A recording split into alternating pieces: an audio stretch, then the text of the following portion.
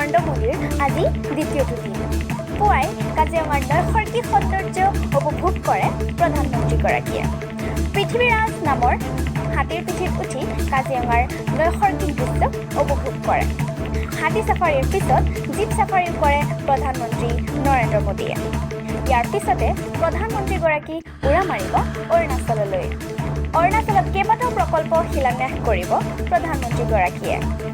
800 কোটি টকাৰে নিৰ্মিত চেলা খৰং পথ উদ্বোধন কৰিব নৰেন্দ্ৰ মোদীয়ে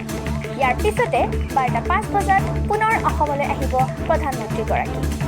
12:05 বজাত হুলুংপাৰ অস্থলীয় হেলিপেডত নামিব তেওঁ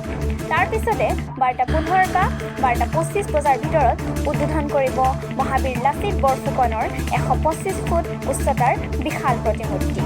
তাৰ পিছতে 12:30 বজাত মেলেং মেটেলিৰ সভাস্থলীলৈ যাব তেওঁ তাতো কেইবাটাও প্ৰকল্পৰ উদ্বোধন আৰু শিলান্যাস কৰাৰ পাছত 2 বজাত অসম এৰিব প্ৰধানমন্ত্ৰীগৰাকীয়ে